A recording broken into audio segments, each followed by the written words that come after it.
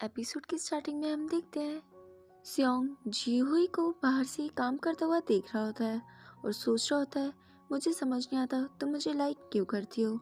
तभी उसकी नज़र पड़ती है वहाँ बैठे हुए एक आदमी पे जो अपने आप से ही बात करते हुए बोल रहा होता है कि मेरी बेटी नारा की डेथ के पीछे तुम्हारा ही हाथ है जूही। जब जूही अपना काम खत्म करके घर जा रही होती है तभी पीछे से वो आदमी आता है और उसे पकड़ लेता है और बोलता है कि तुम्हें पता है अपनी बेटी के मर जाने के बाद मैं किस तरह जी रहा हूँ। तुम्हारे बाप के पास काफ़ी सारे पैसे हैं, अब मुझे मेरी बेटी के मर जाने के गम में पैसे चाहिए ताकि मैं अपनी लाइफ वापस से सुधार सकूं। वहीं सियोंग सोच रहा होता है कि वो जो आदमी बैठा था वहाँ पर वो उसे काफ़ी ज़्यादा अजीब लग रहा था, इसलिए वो बार बार जूही को कॉल करता है मगर जूही फ़ोन नहीं उठाती। जब वो वापस से वहाँ पे जाता है देखने तभी उसे जूही की आवाज़ सुनाई देती है और वो वहाँ पे जाके उस आदमी से जूही को छुड़वा लेता है। बाद में वो आदमी बस स्टॉप पे बैठ के अपनी बेटी की फोटो देख के काफी तेज रो रहा होता है। बाद में जूही सियोंग को बताती है कि वो आदमी इसके दोस्त नारा के डैड थे जिनका नाम था मिस्टर किम। वो ऐसा इसके साथ इसलिए कर रहे थे क्योंकि नारा ने उसकी ये वाली वॉच चुरा ली थी और जब ये बात उसके डैड को पता चली थी तो उसके डैड ने उसे वहाँ से ट्रांसफ़र करने के लिए काफ़ी ज़्यादा फोर्स किया था। पर उसके ट्रांसफ़र से पहले ही मुझे मेरी वॉच मिल गई थी, पर मैंने उसे तभी भी नहीं रोका क्योंकि मैं जब उसे बिल्कुल भी पसंद नहीं करती थी क्योंकि वो वॉच मेरी मॉम की दी हुई थी। और कुछ महीनों के बाद मुझे पता चला कि उसकी डेथ हो चुकी है। जब मैं उसके घर पे उसके डैड से मिलने गई थी तो वो मुझ पे अटैक कर रहे थे और कह रहे थे कि मेरी बेटी की डेथ तुम्हारी वजह से ही हुई है, जिसकी वजह से मैं काफ़ी ज़्यादा डर गई थी। तो सियोंग बोलता है मगर इसमें तुम्हारी कुछ भी गलती नहीं है तो तुम्हें अपने आप को ब्लेम करने की ज़रूरत नहीं है। तो वो बोलती है कि तुम तो त्योंग नहीं हो क्योंकि त्योंग उन लोगों में से नहीं था जो दूसरों को कंसोल करे। तो वो बोलता है अच्छा इसलिए तुम सियोंग को पसंद करती हो क्योंकि वो बिल्कुल नारा की तरह है। सियोंग यहाँ पे अपने आप को इनडायरेक्टली नारा की तरह ही पुअर बता रहा होता है। तो वो बोलती है कि नहीं, मैं सियोंग को इसलिए पसंद करती हूँ क्योंकि वो सियोंग है and I just like him. बाद में सियोंग सोच रहा होता है कि वो ऐसा क्या करे जिससे की वजह से वो त्योंग के डैड का ट्रस्ट जीत सके। तभी वहाँ पे त्योंग के डैड आ जाते हैं। वो उससे पूछते हैं कि तुम मेरे स्टडी रूम में क्या कर रहे हो। तो वो बोलता है कि मैंने सुना है शेयर होल्डर मीटिंग होने वाली है नेक्स्ट मंथ, तो मैंने सोचा चलो क्यों ना मैं भी उस मीटिंग को अटेंड करूँ। तो उसके डैड बोलते हैं कि मुझे पता है जब लास्ट टाइम तुम मेरे ऑफिस में आए थे तब तुमने मेरी विल पढ़ ली थी, इसलिए तुम मेरा ट्रस्ट जीतने के लिए ये सब कुछ कर रहे हो, मगर याद रखना ऐसा कभी नहीं हो सकता क्योंकि मुझे पास्ट की सारी बातें याद हैं। तो सियोंग बोलता है मुझे पता है आप ये सब कुछ उस स्टेट वाले इंसिडेंट की वजह से कर रहे हो ना, बट प्लीज़ बिलीव मी इस बार मैं सब कुछ ठीक कर दूंगा, मुझे आपकी दूसरी कंपनी को इनहेरिट करना है। तभी उसके डैड बोलते हैं कि चलो ठीक है मैं तुम्हें लास्ट टाइम मौका देता हूँ, मगर तुम्हें इसके लिए मुझे अपने आप को प्रूफ करके दिखाना होगा। नेक्स्ट डे हम देखते हैं सियोंग के बुक में से वही लेटर निकलता है जो ओल्ड लेडी ने दिया होता है। पर इसे ये समझ नहीं आ रहा था कि ये लेटर वापस से इसके पास आया है कैसे, क्योंकि इसने तो उस लेटर को खो दिया था। तभी इसके पास एक मैसेज आता है जिसमें लिखा होता है कि मुझे लगता है कि मैं तुम्हें जानती हूँ कि तुम त्योंग नहीं हो। ये मैसेज देख के वो काफ़ी ज़्यादा घबरा जाता है और इधर उधर देखना स्टार्ट करता है। तभी सामने से रियल त्योंग आ रहा होता है। तो वो उसका फ़ोन चेक करने वाला ही होता है, मगर तभी क्लास में टीचर आ जाता है तो वो चेक नहीं कर पाता। जब वो बैठ के उस एनवलप को खोलता है तो उसके अंदर वो लेटर नहीं होता जो ग्रैंड ओल्ड लेडी ने उसे दिया था। जहाँ अपने दोस्तों से बातें करते वक्त उसे पता चलता है कि ये लेटर इसके दोस्त ने ही रखा था, यानी एनवलप जिसके अंदर लेटर तो है ही नहीं।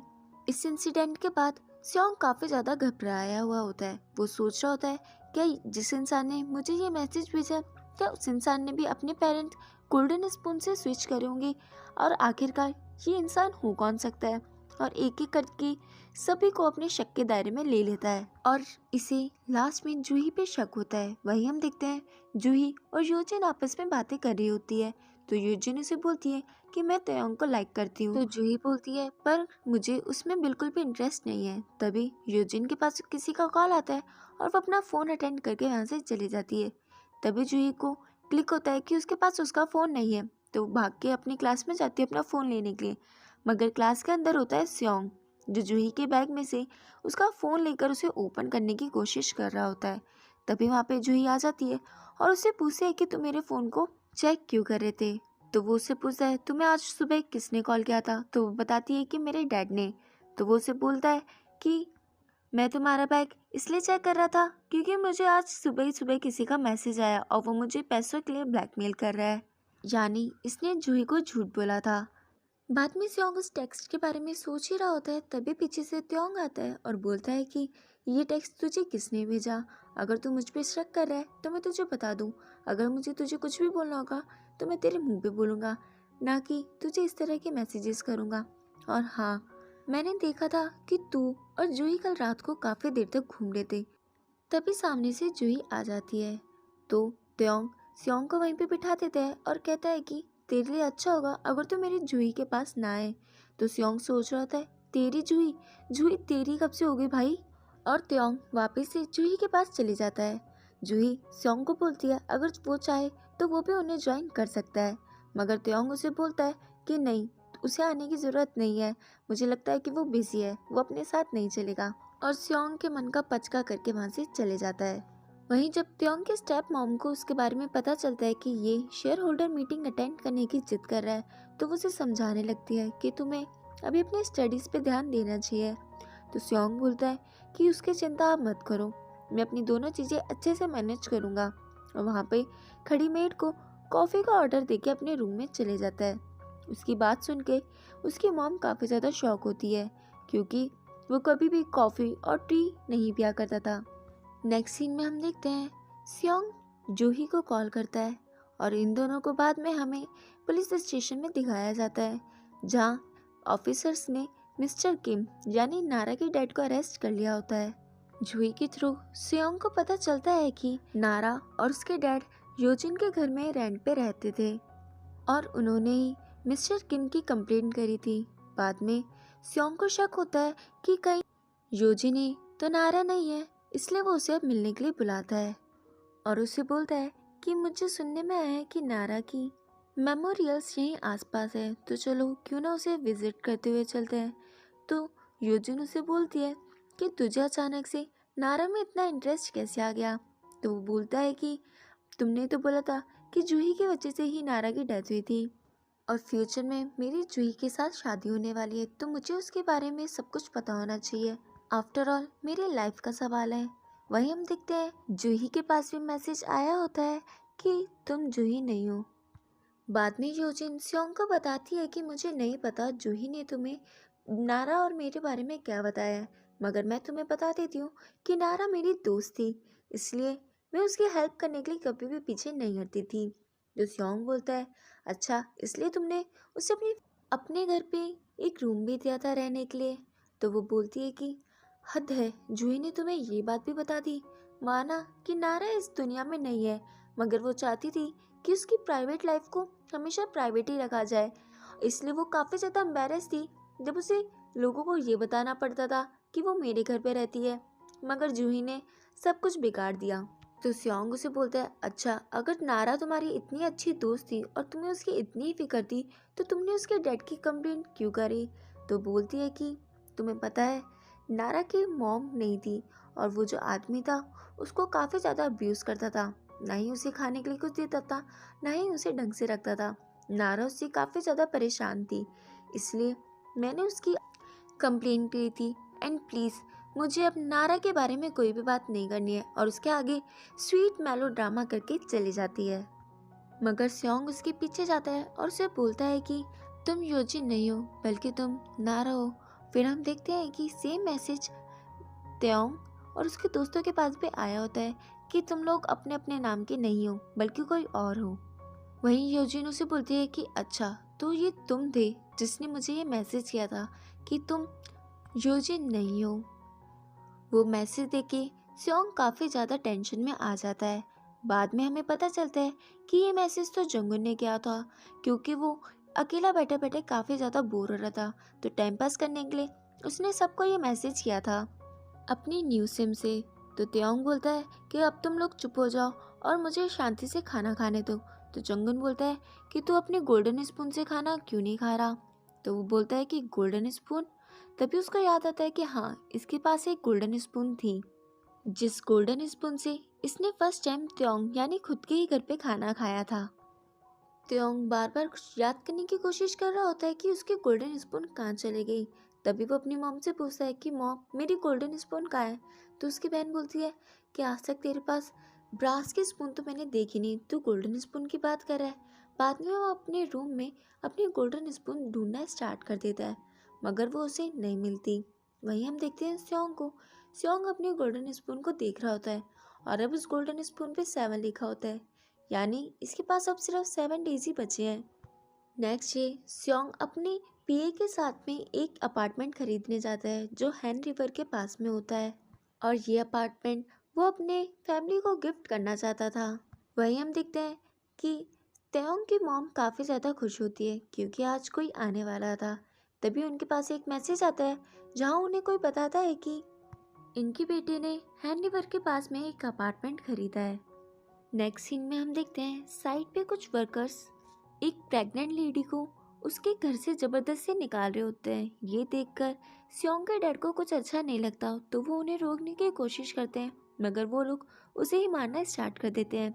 बाद में उन सबका हेड आता है और बोलता है कि तू पैसे मुझसे लेता है ना काम करने के लिए, तो मेरे लिए काम करना, और उसे बुरा भला बोलना स्टार्ट कर देते हैं। वहीं से स्योंग जा रहा होता है और वो देखता है कि उसके पापा वहाँ पे नीचे लेटे हुए हैं क्योंकि वो लोग उसे पीट भी रहे होते हैं। तभी वो वहाँ पे आता है और उन्हें वहाँ से भगाता है। बाद में वो अपने डैड से पूछता है कि आप यहाँ पे काम क्यों कर रहे हो। तो उसके डैड बोलते हैं क्योंकि मुझे पैसे कमाने हैं, इसलिए ताकि मैं अपने बेटे के सारे सपने पूरे कर सकूं। तो वो बोलता है कि ये चीज़ आपने आज से 5 या 10 साल पहले क्यों नहीं करी। आपको पता है आपकी वजह से आपका बेटे ने कितना ज़्यादा सफ़र किया है। अगर आप पहले ही पैसे कमाने सीख जाते तो शायद उसे आज ये दिन नहीं देखना पड़ता। और ये सब कुछ कह के वो वहाँ से जाने लगता है। तो पीछे से अंकल उसे रोकते हैं और कहते हैं कि तुम प्लीज़ ये सारी बात मेरे बेटे को मत बताना, क्योंकि मैंने अभी तक ये उसे नहीं बताया है। अगर उसे पता चलेगा कि मैं ऐसी जगह काम करता हूँ तो उसे काफ़ी ज़्यादा हर्ट होगा। यानी इतना पिटने के बाद और अपने बेटे के दोस्त से इतना सब कुछ सुनने के बाद भी उसके डैड अभी भी अपने बेटे के बारे में ही सोच रहे होते हैं। नेक्स्ट सीन में हम देखते हैं जूही और स्योंग एक रेस्टोरेंट में बैठे होते हैं, जहाँ जूही स्योंग से पूछती है कि तुम अब कैसे हो। स्योंग को समझ में नहीं आता कि ये क्या पूछना चाहती है। तब वो बोलती है कि मुझे पता है, जब से तुम स्टेट से लौट के आए हो तब से तुम्हें पैनिक डिसऑर्डर का फेस करना पड़ रहा है, मगर तुम चिंता मत करो, तुम जल्दी सही हो जाओगे। और वहीं त्योंग पहुंच जाता है खुद के घर पे स्योंग से गोल्डन स्पून मांगने के लिए। उसकी मॉम उससे पूछती है तुम क्या लोगे, कॉफ़ी या टी। तो वो बोलता है कि नहीं, मैं ये सब कुछ नहीं पीता, मैं सिर्फ हर्बल टी ही पीता हूँ। ये सुन के उसकी मॉम शॉक होती है क्योंकि ये वही हर्बल होती है जिसको त्योंग पीता था, मगर अभी तो वो कुछ समय से कॉफ़ी और टी की डिमांड करता है। बाद में वो कुछ फ्रेंच में भी बोलता है। ये देख के उसकी मॉम और भी ज़्यादा शॉक हो जाती है कि इसे फ्रेंच भी आती है। नेक्स्ट सीन में हम देखते हैं कि स्योंग जूही को बोल रहा होता है कि मैं तुम्हें लाइक करता हूँ और मुझे पता है कि तुम मुझे लाइक नहीं करती हो, मगर चिंता मत करो, मैं तुम्हें फोर्स नहीं करूँगा, पर हाँ मैं तुम पे गिव अप नहीं करूँगा और तुम्हें अपने प्यार के जाल में फंसा के ही रहूँगा। बाद में उसकी मॉम त्योंग से पूछती है कि तुमने पियानो बजाना कैसे सीखा। तो वो बोलता है कि मुझे भी नहीं पता मैंने पियानो बजाना कैसे सीखा। थोड़ी देर बाद वो वहाँ से जाने वाला होता है, तभी उसकी मॉम बोलती है कि तुम थोड़ी देर बैठो और खाना खा के जाओ। तो वो बोलता है कि मैं हर जगह खाना नहीं खाता। तो बोलती है कि तुमने मेरे घर पे कितनी बार खाना खाया है, याद नहीं, तुम अपनी गोल्डन स्पून भी हमेशा अपने साथ लेके आते थे। अपनी गोल्डन स्पून का नाम सुन के वो वहाँ पे रुक जाता है। थोड़ी देर बाद हम देखते हैं कि त्योंग पहुंच जाता है खुद के रूम में, जहां उसे जूही की स्केचेस मिलते हैं। वो बोलता है कि अच्छा, तो ये त्योंग का बच्चा मेरी जूही को लाइक करता है, और उसे उसकी गोल्डन स्पून भी मिल जाती है। तभी वहाँ पे स्योंग भी भागता भागता आ जाता है और उससे उसकी गोल्डन स्पून ले लेता है। तो बोलता है कि ये मेरी स्पून है, तो मुझे लौटा। तो बोलता है कि नहीं, ये मेरी है, भला तेरी स्पून मेरे घर पे कैसे आएगी। और वो उसे उसकी स्पून लेकर रख लेता है। त्योंग वहाँ से जाने लगता है, तभी स्योंग की नज़र वहाँ पे रखी हुई दवाई पे पड़ती है और वो जाकर उसे लौटा देता है और कहता है कि आई एम सॉरी कि मैंने तुमसे बदतमीज़ी से बात करी, जिसके बदले में मैं तुम्हें ये मेडिसिन दे रहा हूँ, डेली एक एक लेते रहना, जिससे तुम्हारी हेल्थ और ज़्यादा अच्छी होगी। वो वहाँ से मेडिसिन लेके चले जाता है। और इसी के साथ हमारा ये एपिसोड